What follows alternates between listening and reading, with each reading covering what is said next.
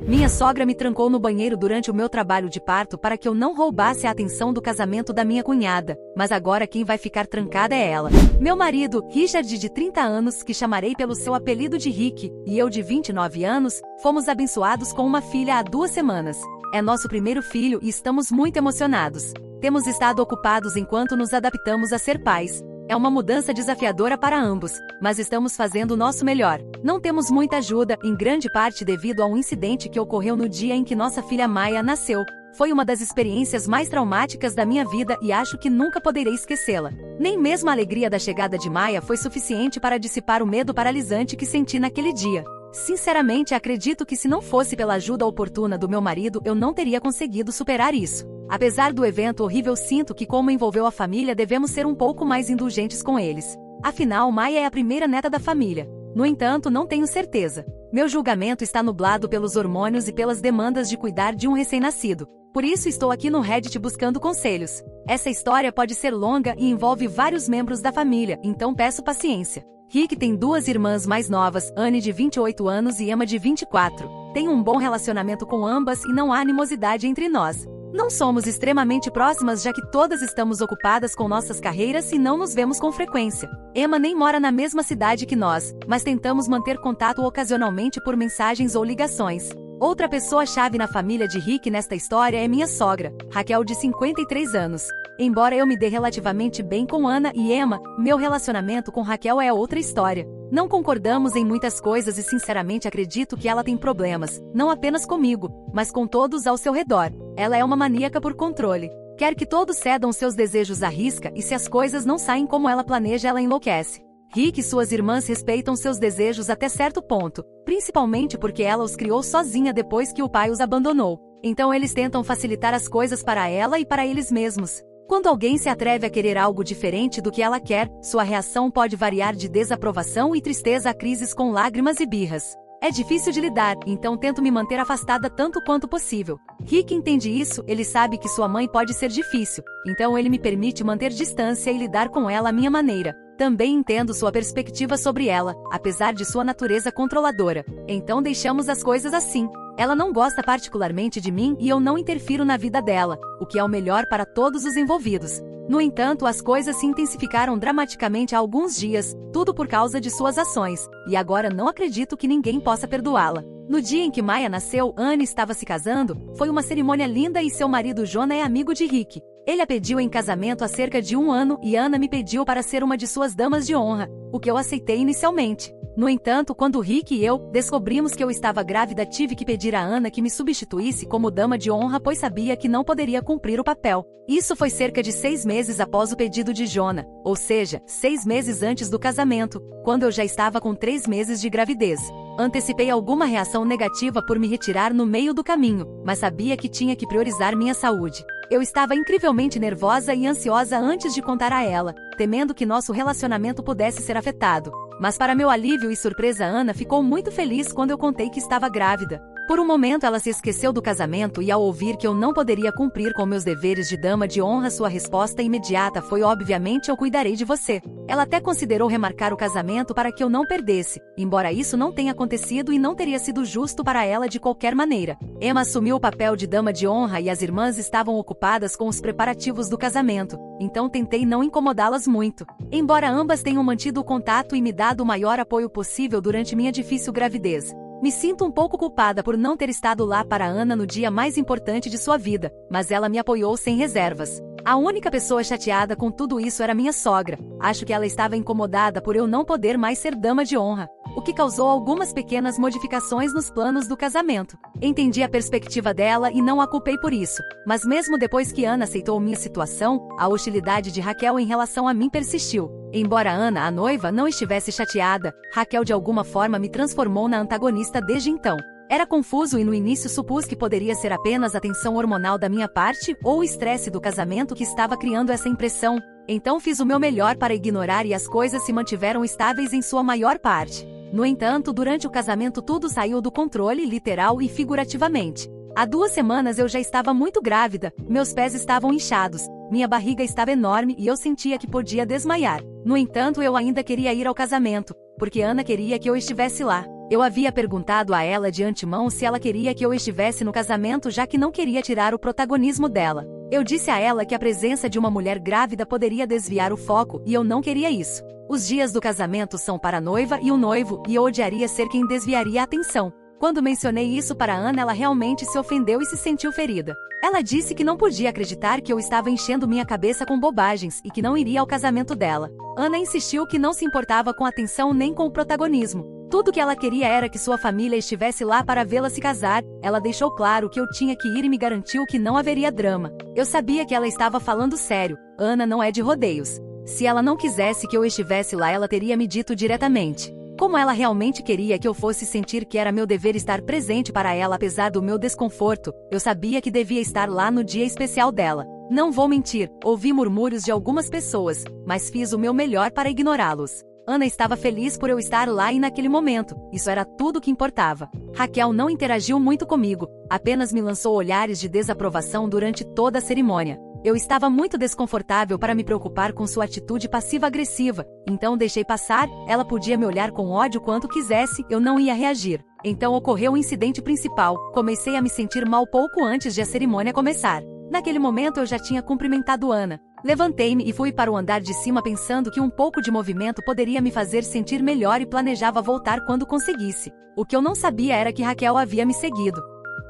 Eu me sentia quente e estranha, então fui ao banheiro, e de repente minha bolsa estourou. Foi como um autêntico torrente e eu entrei em pânico. Embora eu ame minha filha mais do que tudo, aquele era o pior momento possível para ela chegar. Eu não conseguia pensar com clareza, mas por sorte vi minha sogra por perto. Eu estava agachada de dor e ela correu até mim. Pedi que ela pegasse meu telefone e ligasse para Rick imediatamente, pois eu precisava ir para o hospital. Raquel me ajudou a sentar no banheiro e eu entreguei meu telefone a ela. Foi então que tudo mudou. De repente ela se transformou e me disse que se certificaria de que Rick chegasse em 1 hora depois que a cerimônia terminasse, já que não queria que eu o impedisse de estar no casamento.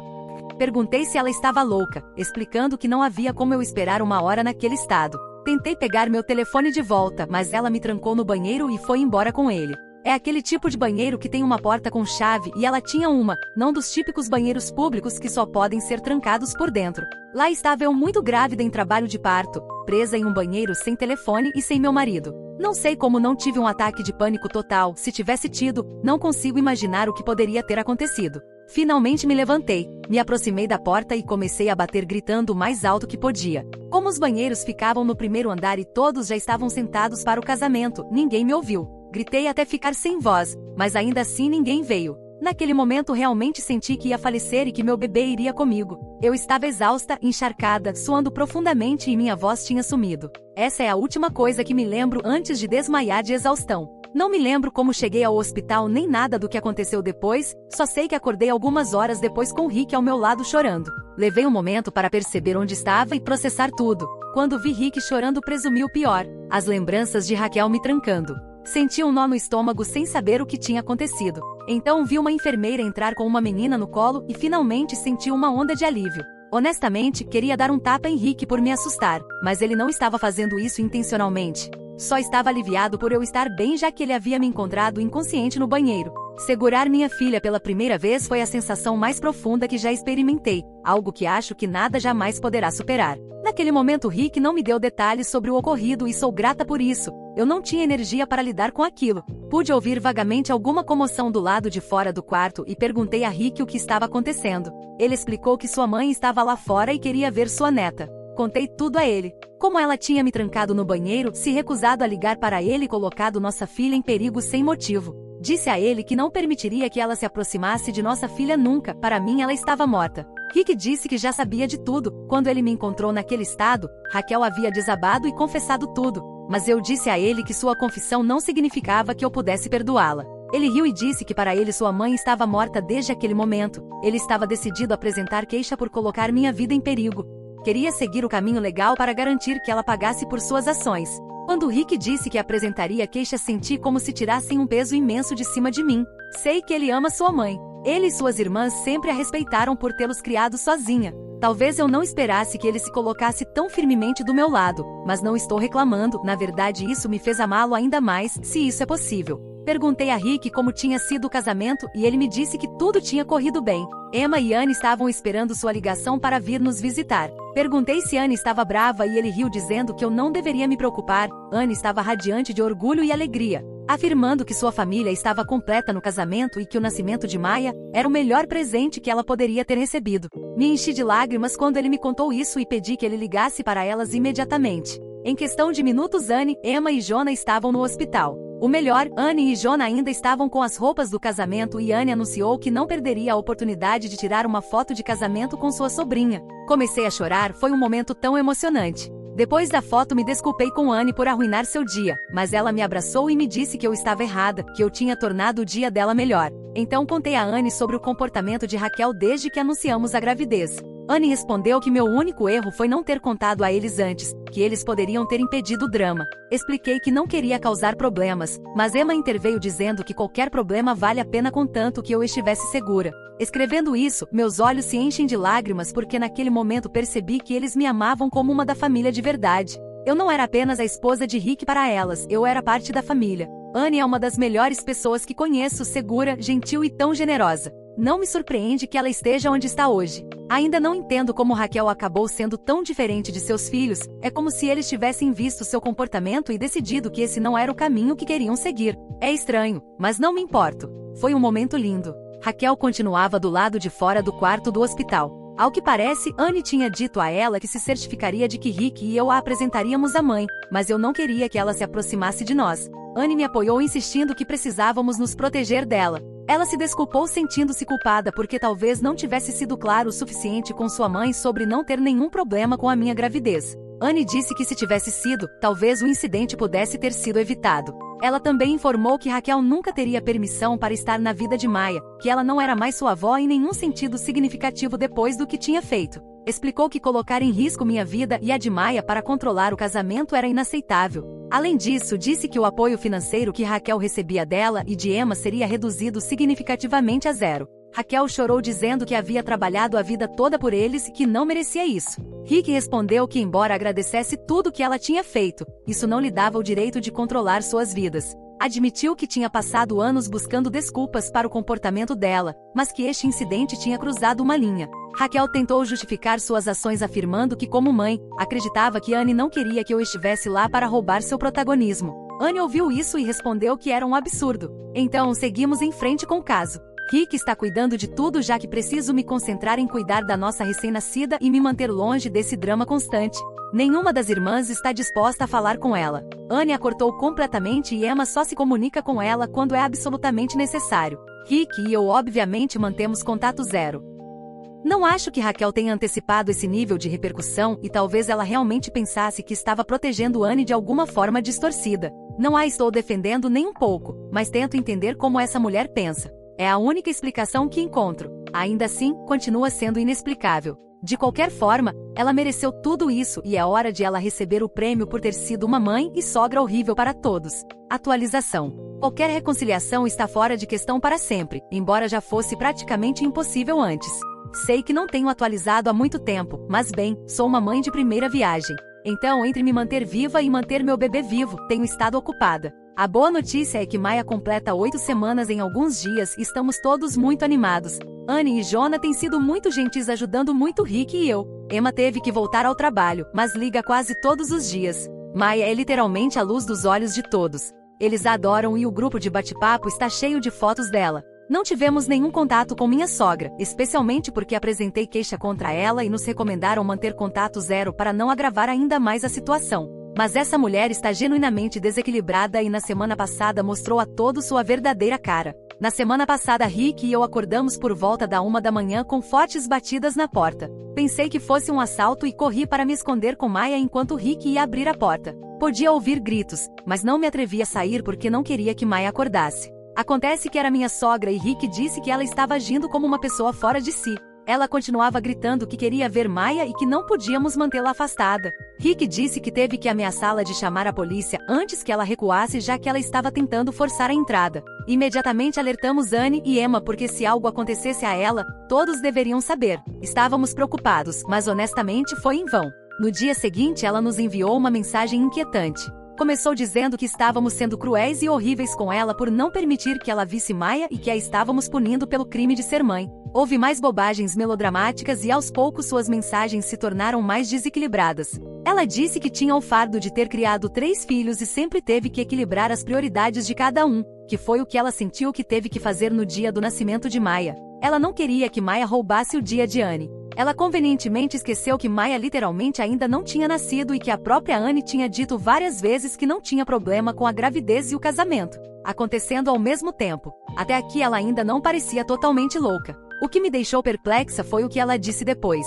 Ela admitiu que estava preocupada que com Maia em nossas vidas ela não seria mais tão importante para seus filhos. Quando anunciei minha gravidez, ela pensou que Anne ficaria brava porque era isso que uma mulher normal sentiria. Mas quando ela viu que todos estávamos animados com a gravidez e com o casamento, ela não gostou. Basicamente, ela estava dizendo que não gostava de que todos estivéssemos felizes juntos e nos apoiando mutuamente. Ela queria que sentíssemos ciúmes e competíssemos uns com os outros.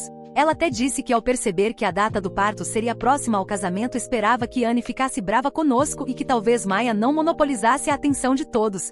Mas isso não aconteceu e todo mundo estava falando sobre Maia. Ela disse que se sentiu desrespeitada porque um bebê que nem tinha nascido havia roubado seu lugar como um fator de união entre os irmãos. Ela continuava escrevendo e não parava. Então pedi a Rick que a bloqueasse. Eu disse a ele que ela estava desequilibrada e que era perigosa para Maia e para todos nós. Tenho tido uma dor de cabeça constante desde que vi essas mensagens. Não consigo acreditar que uma mulher de mais de 50 anos esteja competindo com um bebê de poucas semanas. Não faz sentido para mim e não precisa fazer porque já estou farta dela. Chega de procurar desculpas para o seu comportamento e tentar entender suas motivações. Que ela vá para o inferno. Que faça o que quiser. Encaminhamos as mensagens para Anne e Emma e elas também estão perturbadas. Elas acham que ela pode estar tendo um episódio maníaco, e Emma até disse que voaria para cá para interná-la em uma clínica. Acho que é uma boa ideia, mas vou me manter afastada. Esse comportamento vai além da razão e eu não quero ter nada a ver com ela nunca mais. Atualização 2. Agora temos uma ordem de restrição contra minha sogra porque a justiça nos falhou e a queixa que fizemos contra ela não teve nenhuma consequência. Não me surpreende porque a justiça no meu país não é exatamente conhecida por ser justa. Não tentei mais nada, mas estamos sendo cautelosos. Emma organizou para que minha sogra se submetesse a testes e falou tanto com um psicólogo quanto com um psiquiatra. Os resultados saíram normais. Ela foi diagnosticada com transtorno de ansiedade generalizada. Mas foi só isso. O médico confirmou que não havia nenhuma razão médica subjacente para seu comportamento e sugeriu que Emma a levasse para a terapia. Depois disso, Emma decidiu cortar todo o contato. Ela disse que estava disposta a ajudar se houvesse um problema real, mas se a maldade é simplesmente parte da personalidade de sua mãe, ela não pode tolerar mais. Eu a entendo perfeitamente e compartilho sua opinião. Talvez eu tivesse tido minha simpatia e apoio dentro de alguns meses se tivesse sido diagnosticado algum problema psiquiátrico. Mas agora que isso está descartado, sabemos que esse é simplesmente o caráter dela. Não há como se reconciliar com isso. Por essa razão solicitamos uma ordem de restrição para Rick, Maia e eu. A segurança é nossa máxima prioridade e minha sogra demonstrou em 2 ocasiões que não é seguro estar perto dela. Além disso, sua animosidade específica em relação a Maia significa que devemos ser ainda mais vigilantes para garantir que elas não entrem em contato. Acho que esta será minha última atualização e espero que não haja mais nada a contar sobre tudo isso. Este episódio foi uma experiência de partir o coração para nossa família e sou grata por estarmos todos a salvo. Obrigado a todos que acompanharam esta história e nos deram seu apoio. Atualização 3. É sempre bom buscar uma segunda opinião. Ninguém pensaria que entre um psicólogo e um psiquiatra, uma avaliação profissional seria imprecisa, mas já estou começando a duvidar dessa avaliação. Ou talvez eu simplesmente queira acreditar que eles se enganaram. Porque se minha sogra realmente está lúcida, então a água não molha porque não há outra explicação lógica para o seu comportamento. Embora os diagnósticos digam que não há problemas profundos de saúde mental, suas ações contam uma história completamente diferente. Apesar de supostamente estar bem, minha sogra continua fazendo loucuras dignas de que a internassem e jogassem a chave fora. Calma, desta vez não aconteceu nada com a minha filha, mas o que aconteceu envolveu a Emma. Quero compartilhar porque sei que muitos de vocês estavam preocupados com o comportamento da minha sogra e se perguntando até onde ela poderia ir. Bem, aqui está a resposta. Emma, como sabem, mora em outra cidade e qualquer um pensaria que a distância serviria para evitar a constante intromissão da minha sogra. Mas isso não a impediu de fazer uma viagem surpresa e chegar na casa da Emma às 3 da manhã. Comparando com a vez que ela apareceu na nossa porta, parece que cada vez ela faz isso mais tarde na madrugada. Emma se assustou. Imaginem estar na posição dela, sozinha em casa no meio da noite e de repente ouvir uma batida insistente na porta para se deparar com sua mãe, que não só viajou sem avisar, mas também chega em um evidente estado de embriaguez. Emma, até onde eu sei, está solteira no momento. Mas isso não impediu minha sogra de aparecer em plena madrugada com um notável hálito de álcool para dizer que quer que ela tenha um filho. E não por razões comuns ou maternas, não. O que ela queria era que Emma tivesse um bebê para ofuscar minha filha. Sim, assim como vocês leram, minha sogra está obcecada com a ideia de que alguma mulher da família tenha outra menina para competir com Maia, em suas palavras. Deixar de ser o centro das atenções. A coisa não parou por aí porque ela acrescentou que isso também criaria competição com Anne, que até onde todos sabemos não tem planos de ter filhos em breve. Então, para minha sogra, a melhor solução seria que Emma tivesse um filho como uma espécie de rival para Maia e de quebra, semear a discórdia entre as irmãs. O quão distorcido é isso me deixa sem palavras.